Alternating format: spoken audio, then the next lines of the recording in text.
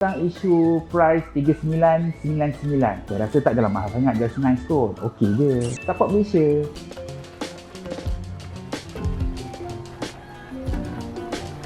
I like where this is going. Harus itu tanjakan, Bu. Lah, loh.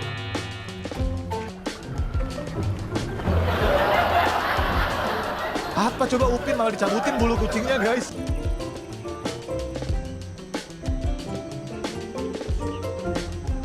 I have to go now. My planet needs me.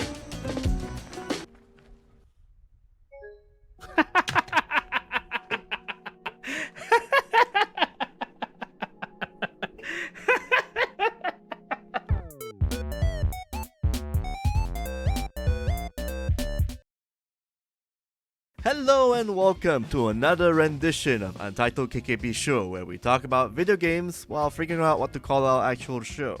I am your host, Jonathan, Mr. Toffee, Toyad, or just call me Mr. Toffee, and we've got a bunch of news we'd like to go through for gaming on the week of the 28th. Of course, I'm talking about the week of 20th to 27 because a lot has transpired since then. Just a bit of a recap here and there. Of course, the big one is gaming VTuber talent Iron Mouse left Vshojo after finding out that she hasn't been paid what she's been owed by Vshojo, and Vshojo allegedly took money from the charity that she was running, the immunity deficiency charity that she ran. And Vshojo has closed because after that, a day later or 24 hours later, a lot of other VTubers left. We're talking about characters like Project Melody, Kuro Kurenai, and of course the one I've seen before, Kei-san from Yakuza, and I think I saw her in one of the parties of Sega Tokyo Game Show, Sega's party. I totally forgot that she was that person and couldn't say hi because I totally forgot, and she bailed. Yes, funny stuff.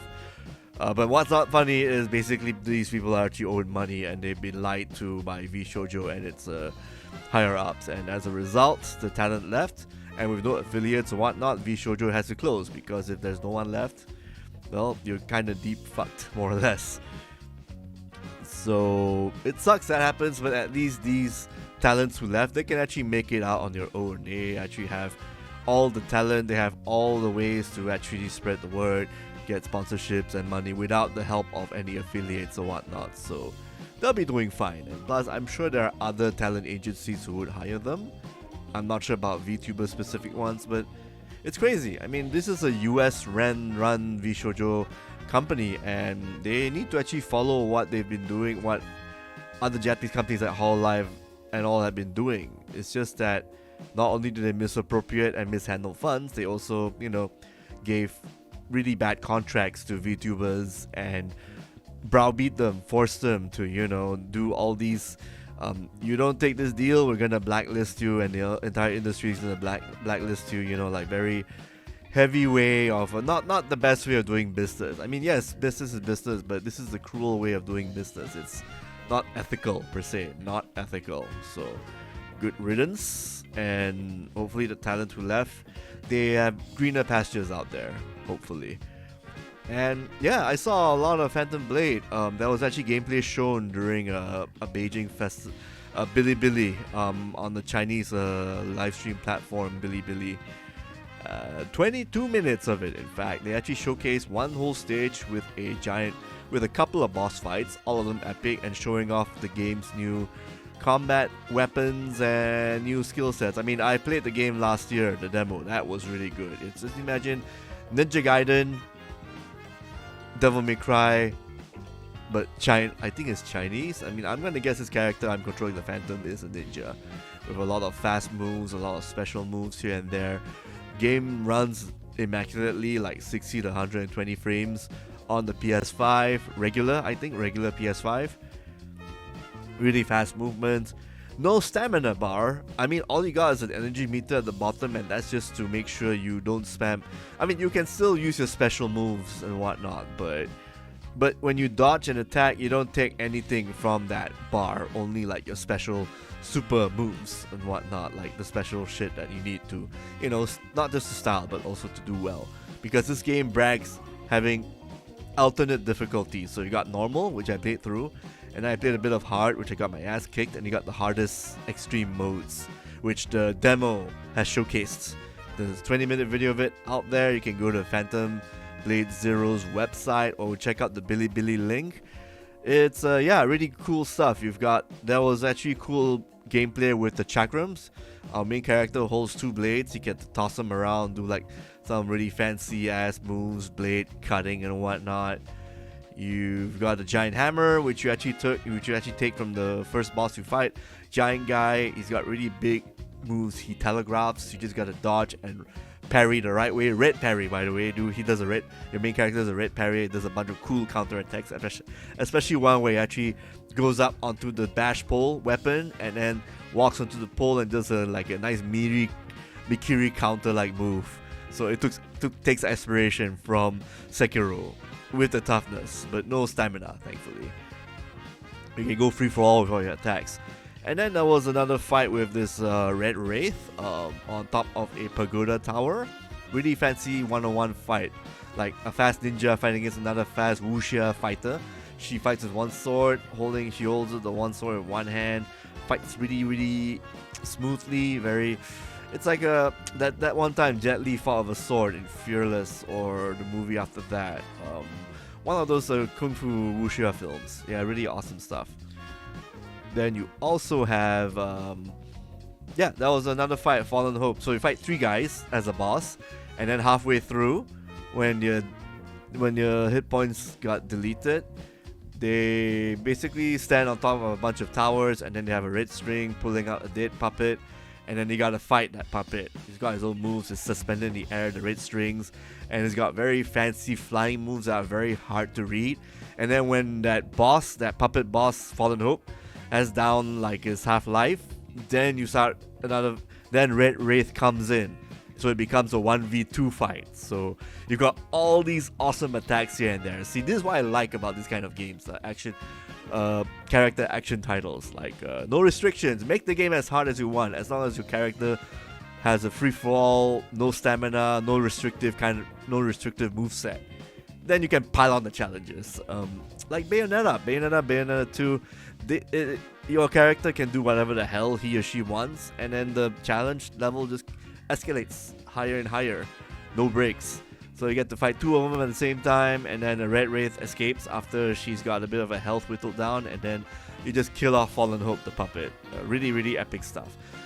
Killing grunts is normal, it's just showcasing the Phantom Blade's moves and whatnot. Really, really cool stuff. I think the only thing I don't like is the life bar, how they handle it. Instead of having one life bar and then it's gone, and then turns out you got a surprise boss fight, how about just do the right thing and just have 1 life bar, and then halfway, when the life bar is at its half, then the bad guy comes in, then the surprise comes in.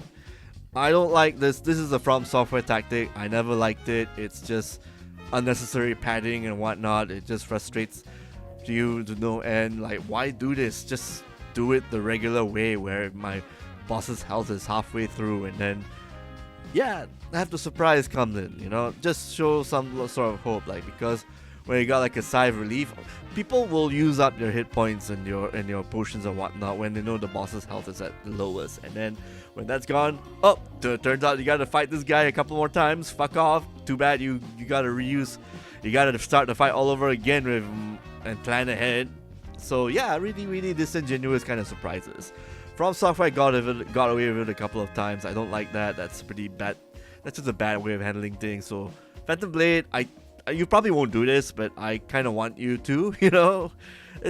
But then the rest of the game's great. I would play this more, especially the high difficulties, more than any From Software game.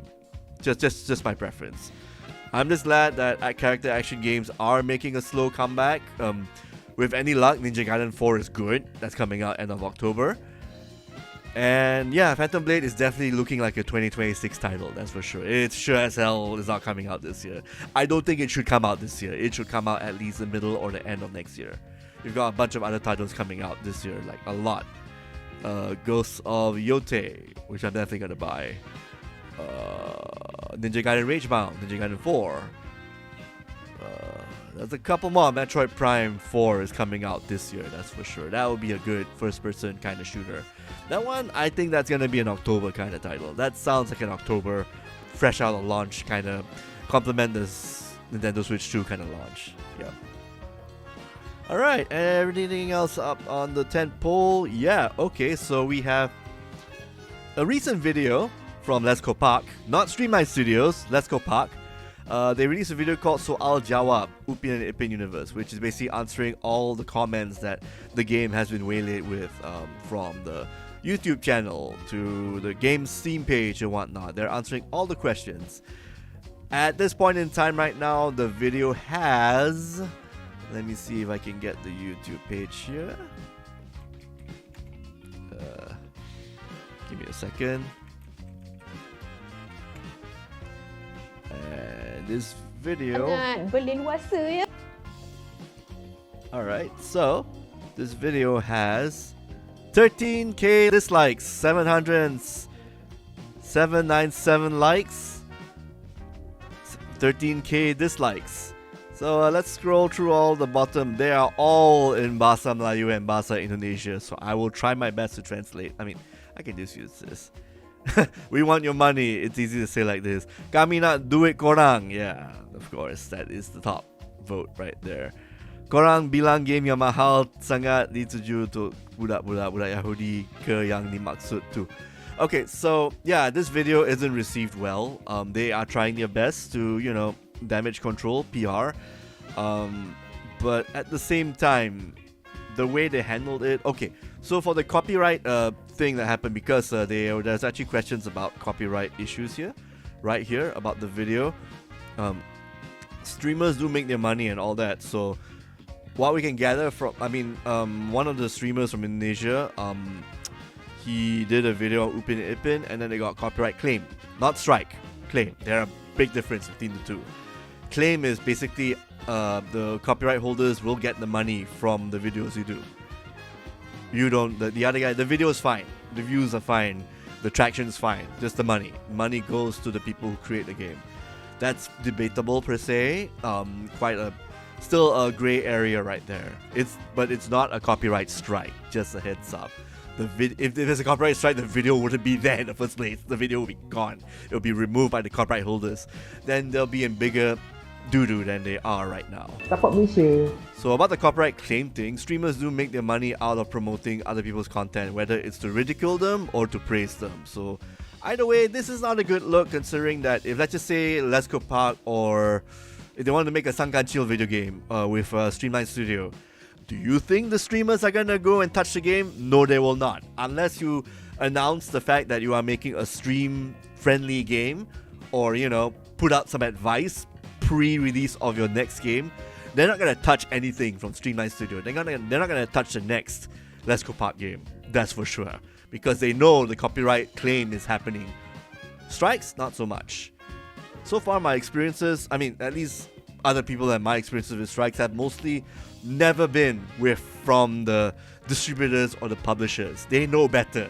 It's usually from the bots who they hire. And usually that's the part where you kind of need to forward a claim stating that your video is legit.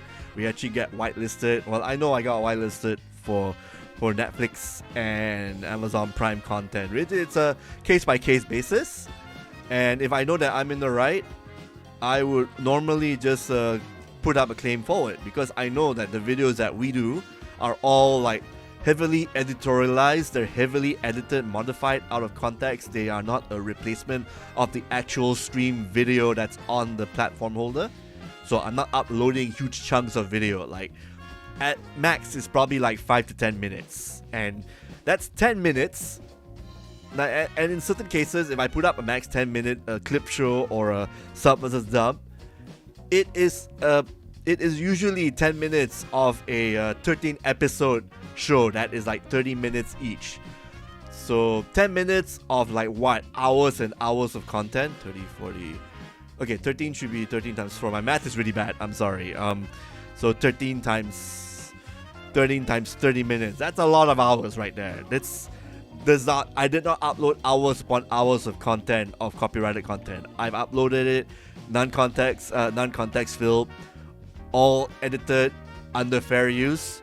So to get a strike for my side is pretty rare. But it has happened, and usually we get out of it because we know we're in the right. So in other words, it's a copyright claim for this in that case. So they did a bad way around it. Like, they should have given people a heads up that yes, our music from the TV show is copyrighted claim and all that is as copyright claim stuff as soon as you put it in your video and the video game. Heck, I think the intro we did earlier on might have some music taken out. Like, it really depends on what YouTube says or whether it is claimable or not by the publishers. Les Copaque, most from the for in this case, since they make the music. Unless it's a hilarious situation where someone did some research and turns out, oh my god, the Upin Ipin music is actually not created by Les Copaque, then that would be pretty bad. But again, we don't know. That's just alleged. I mean, we don't know if that happens. So this part could have been handled better, but at least they did their best. At least Les Copaque did their best. I give them the benefit of the doubt. Now, what is not given the benefit of the doubt is this part. Hold on, where is the ball guy? This one. So I'm gonna play this part. Claim copyright publisher berhak upload tu nanti kita tak dalam mahal sangat, just nice to price all kan. That's all kan. Dan lagi satu tentang isu price 3999. Saya rasa tak dalam mahal sangat, just nice kot. Okey je kan. Support Malaysia. Yeah, that part is a bit about the price tag. So I'm gonna put it here, the screenshot. So what we have here, the guy actually said, one of the producers, one of the heads of Upin Ipin, Les Copaque, he mentioned that this price, to translate for everyone here, I actually did I did the intro video, I'm going to recap here. So what he said here is that $39.99 is not that expensive. Now, the way he framed it like this is, on a Les Copaque production, which people know is a Malaysian studio, the way he framed it is people would assume it's RM39.99 based on how this title comes out and the way he phrased it. Like he said, it's not a big deal, it's not that expensive. People would assume that $39.99 RM is not expensive, which it isn't. But that's not the case here. On Steam, which I'm going to open up here, I'm going to have to probably censor some things because I have some stuff I'm not supposed to show. Give me a sec, yeah? Maybe I'll just use the browser. Hold on. Okay, right here. Okay. I'm going to mute this for a bit. Okay, right here. So, this is US $39.99, which amounts to RM $177.39. That's not cheap. That is pretty expensive. Anyone can tell you that 177 for a big budget is expensive. It's a luxury product. Of course, games are luxury products at most of the time. But lately, we have been seeing games that cost about less than that and are, of higher quality per se. Again, all ages games, regardless of whether it's M-rated games or all ages games, you also got to make sure that what you create are a product of proper pricing and all that. And plus, I heard there was some regional pricing bullcrap that happened where it's not really matching with the country that they're being sold at. 177 RM is not cheap. That is like 450. That's like 3 giant pizzas from Domino's. Basic flavor pizzas, not extreme flavor pizzas. That's not cheap. This is not cheap. So you got to make sure you got a product that matches with that. So the way that this presenter from Les Copaque presents this information and says it's not a big deal, tapak Malaysia or tapak Melayu or whatnot, like Malaysian pride, yada yada, means two things. One, the team who did this part of the video are so stupid, they thought that this is RM pricing, not US pricing, because US pricing, that's expensive, yo. Either it's incompetence and stupidity, or malicious deceit, where you put this without actually stating the icon, like the USD or MYR, and put the dollar sign there. Dollar sign is a universal thing, can be anything. People assume that it's RM39.99. The team here are maliciously tricking you to thinking that $39.99 RM is not a big deal, which it isn't for a game. That's for sure. If the game was really $39.99 RM, I would not I would not be talking about this video. 100%. Yeah, this is malicious advertising. I mean, all ads are all lying to you anyway. This one's, I'm just pointing it out there 100% that the correct way of framing this is there should be a USD right on this side here. Yeah. Yep, USD on my side. Yeah. Am I pointing it right there? Yeah, there we go. There should be a USD next to the dollar sign. Definitely. So RM3999 is 179 RM. 177 RM, sorry. Also, yeah, that's a bit of I thought it was 169. I wrote it on the thing. Maybe I'll use the Steam pricing in the video, in the intro video. If it hasn't been changed, I apologize in advance. Yep. So generally, yes, 177 RM for a bug-filled product. I mean, granted, there is 5 hours of game in there. Yes, you got the whole storyline, finding the jewels and whatnot. The kids dressing up as Hang Tuah. You got other visitors, and you got to play, believe in adventures. Yeah, there is a semblance of structure there, but it is mostly aimless, walking around, playing games, getting to the end, kind of like that. The world doesn't feel alive. This is not an open world game you would pay US $39.99 for. So yeah, if they're okay, either way, whether it's true incompetence, whether these people are too stupid to realize that it's US $39.99, not RM $39.99, or they're being deceitful with how they're presenting it, where they should actually put USD $39.99.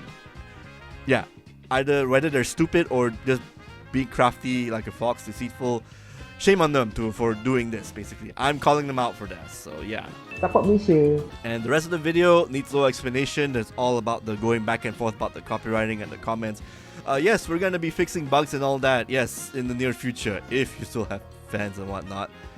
So there's also a message that got published today. You can check it out right here. And yep, you got the first major patch last weekend. So at least they're tweaking shit up. So thank God.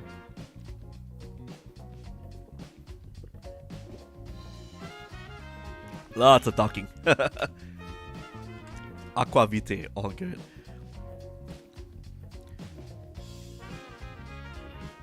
Yeah, so this is all the stuff they mentioned on the video, so at least they are doing their best. I mean, props for trying, but holy crap.